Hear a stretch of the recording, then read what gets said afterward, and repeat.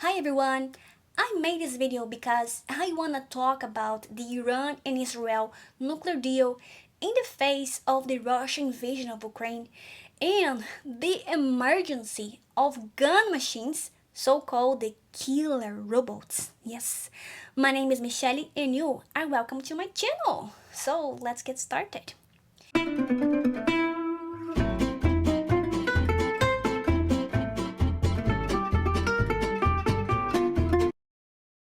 In 2015, Iran signed a deal in Switzerland with the permanent members of the United Nations Security Council.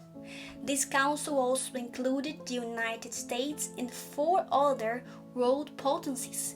This agreement bounded Iran to promote the reduction of the amount of enriched uranium to as low as 98%, which is way below the stockpile needed to produce an atomic bomb, which is good. But in 2018, the US left the agreement, and since then, Iran has expanded its nuclear work rapidly.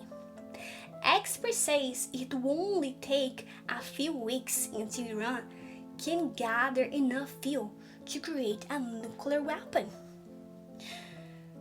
But this is not all. The Russian and Ukraine war are natural catalysts for Iran nuclear expansion plans. This is because the European conflict left the question of the Iran nuclear deal unattended, sitting on the background. The world believes Iran is creating an atomic bomb to destroy the state of Israel. But Israel have never crossed its arm in the face of any threat by Iran, of course. In fact, Iran, throughout the years, have been explicitly retaliatory, and we could even say that the Jewish state crossed the international moral and ethical red lines often. The use of autonomous weapons is an example. Yes, guys, I am talking about the killer robots, lethal drones, and cyber assassination.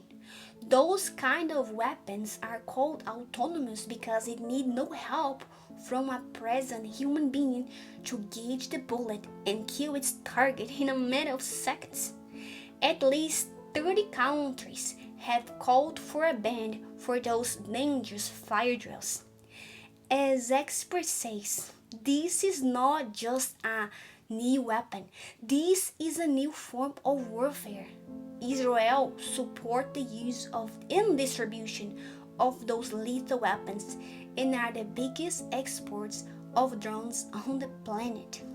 Israelis have carried out top secret plans targeting Iranian nuclear sites. Yes, and for that, Israel counted with the expertise of spy masters under secret missions.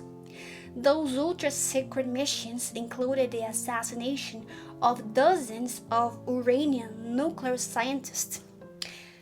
Let me tell you, in 2007, an Iranian scientist was confirmed dead by asphyxiation provoked by a supposed gas leak. In 2009, Israeli secret agent discovered that Iran had built an atomic fabric hidden under a mountain.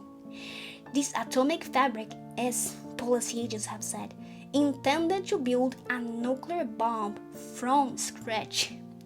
But Israeli spies came up with a much more surprising solution. They used a computer virus called stuxnet to destroy such vicious plans. This computer virus is known to be the most powerful cyber weapon ever used in human history. Stuxnet sabotaged Iran nuclear facilities by deprogramming Iranian computers and compromising their nuclear machinery. In 2011, an Iranian doctor and researcher was driving his car when suddenly he was shot dead by a biker with a pistol. In 2012, a scientist was on the road peacefully when a motorcycle drove close to his car.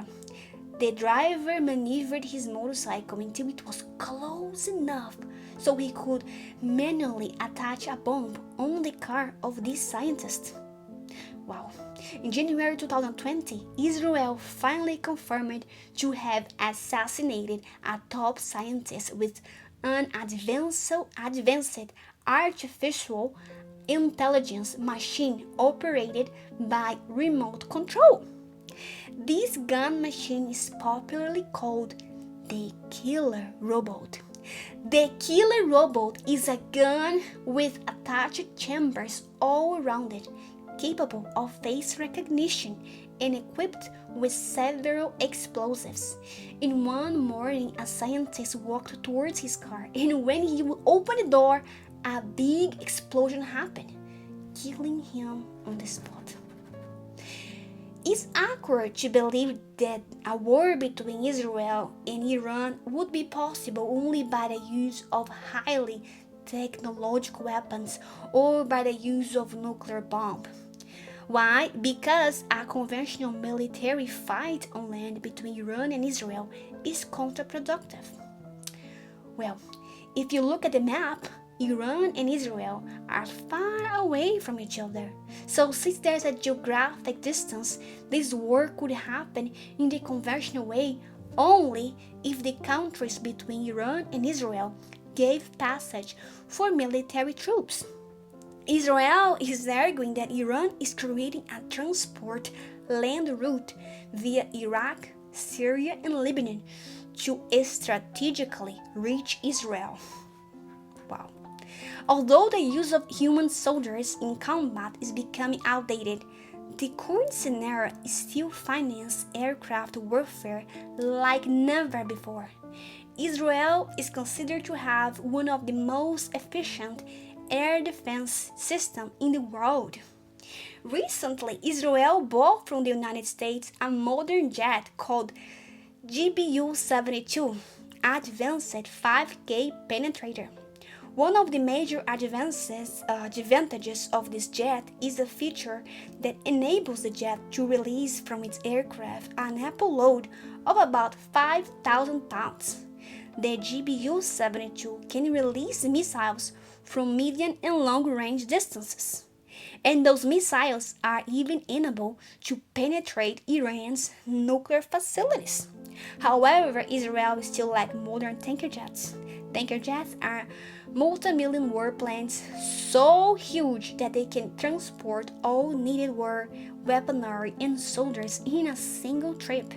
The US informed that it cannot provide tanker jets to Israel until 2024. Israel have a budget of $1.5 billion to spend on this war. Wow, impressive, right? But Iran is about to close a war package of at least $10 billion with Russia. A few weeks ago, Russia announced to be set to sell a very powerful and technological jet called Su-35 to Iran. This advanced aircraft is capable of reaching up to 30 very long-distance targets at once and is also adapted to load extremely heavy armaments and efficiently perform any counterattack against either nuclear or ship missiles that might show up in its radar. This advanced aircraft is even able to attract bombs. But the countries that surround Iran and Israel could easily intercept this conflict and let this war without a pause. But in the international sphere, no one wins a war on its own. While Israeli allies have the economic capabilities to afford the most modern jets, Iran allies are facing serious economic crisis. Although they have accountable military forces, they could not afford to raise the parameters of this war at the economic level that it might be required. That is why a nuclear war is much more imminent, because it fills out the necessity for increasing investments. Iran started to enrich uranium by using supersonic speed centrifuge machines. With those advanced machines, scientists are able to create pure uranium nuclear power plants. And those power plants are the essence of a nuclear bomb. For some political thinkers, what Iran really wants is for the US to drop the economic sanctions that have been hurting the economy of Iran for so many years, in exchange for the resume of the nuclear buildup. If the sanctions don't be alleviated, Iran will continue to live in economic crisis at a point where the masses would go to the streets and overthrow the current regime. Iran is a regional potency in the Middle East, and the destruction of its government would affect other Muslim states. If Israel was to win this war against Iran, the Jewish state would occupy the place of the new regional potency. And since the world is now more sympathized with the invasion of Ukraine, Israel loses its checklist on the top priority of the global agenda.